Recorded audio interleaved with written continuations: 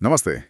आज हम एक ऐसे मामले की परतें खोलने जा रहे हैं जिसने कुछ साल पहले पूरे देश को सन्न कर दिया था। बिल्कुल। ये कहानी है दिल्ली के बुराड़ी में रहने वाले एक परिवार की। हाँ, बुराड़ी, जहां 1 जुलाई 2018 की सुबह एक ही घर में 11 लोग, एक पूरा परिवार मृत पाया गया था। आज की हमारी ये जो पड़ताल है वो इसी केस की जांच और मिली हुई डायरियों पर आधारित है। और हमारा मकसद ये समझना है कि एक हंसता खेलता सामान्य दिखने वाला परिवार इस दर्दनाक अंजाम तक पहुंचा कैसे।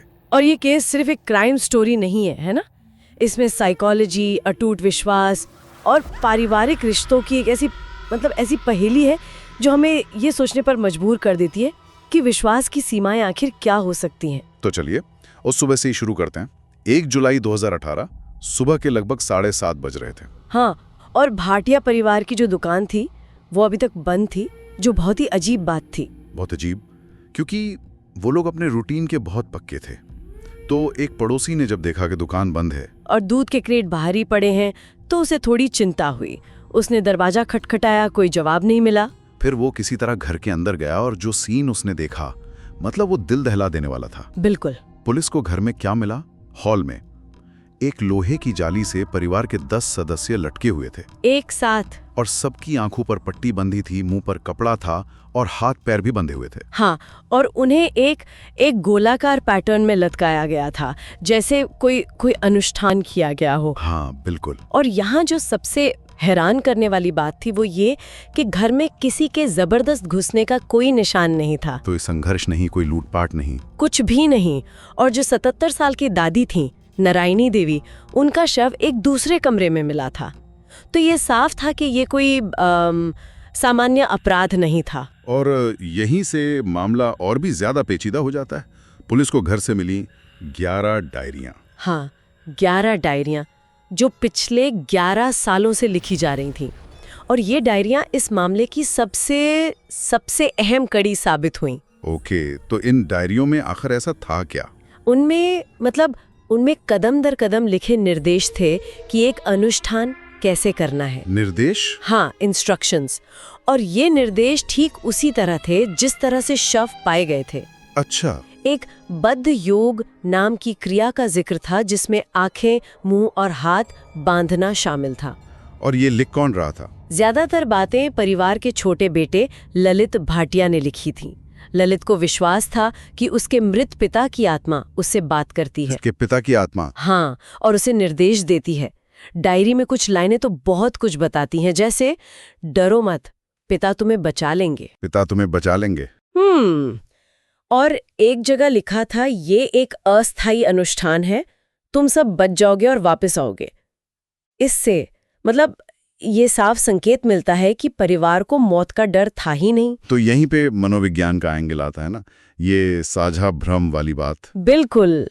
पुलिस और मनोवैज्ञानिकों ने इसे एक बहुत ही दुर्लभ मानसिक स्थिति से जोड़ा, जिसे कहते हैं शेयर्ड साइकोटिक डिसऑर्डर या फूलिया फमील। हाँ, फोलिया फामी, जिसका मतलब है परिवार का साझा भ्रम। इसे अगर आसान शब्दों में समझना हो तो देखिए, पिता की मृत्यु के बाद ललित एक गहरे सदमे से गुजरा था।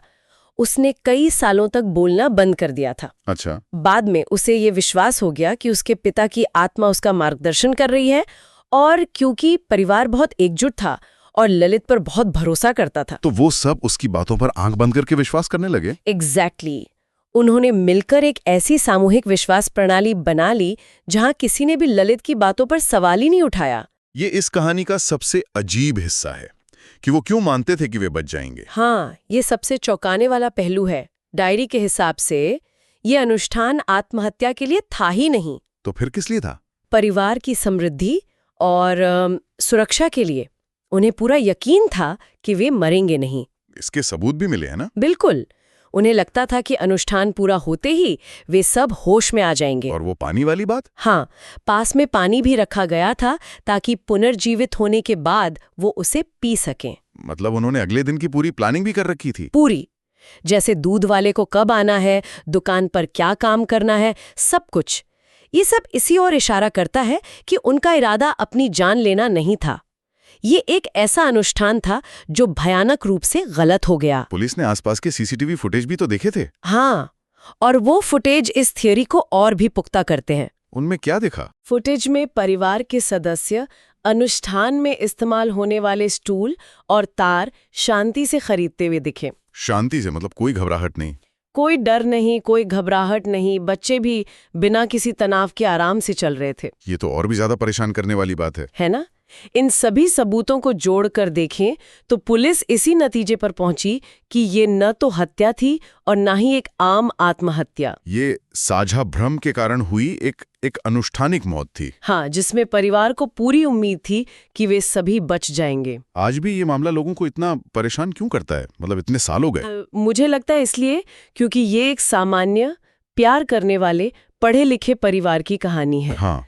बाहर से उनमें कोई मानसिक बीमारी या कोई समस्या नजर नहीं आती थी और जांच में किसी बाहरी गुरु या तांत्रिक का भी कोई हाथ नहीं मिला। मतलब जो कुछ भी था वो घर के अंदर ही था। सब कुछ घर के अंदर। ये मामला दिखाता है कि कैसे कभी-कभी एक बंद पारिवारिक दायरे में विश्वास प्रणालियां इतनी शक्तिशाली हो सकती हैं कि वे तर्क और वास्तविकता से भी परे चली जाती हैं। बिल्कुल। नेटफ्लिक्स की documentary house of secrets the Burari deaths ने इस कहानी को फिर से लोगों के सामने लाया था। हाँ, और उसने हमें ये सोचने पर मजबूर किया कि आस्था और अंधविश्वास के बीच की जो रेखा है वो कितनी धुंधली हो सकती है। तो आज हमने बुराड़ी मामले के कई पहलुओं को समझा। 11 मौतें, 11 रहस्यमयी डायरियां और साझा मनोवैज्ञानिक भ्रम का सिद्धांत। एक ऐसा सिद्धांत जिसने एक पूरे परिवार को एक ऐसे रास्ते पर धकेल दिया जहां से कोई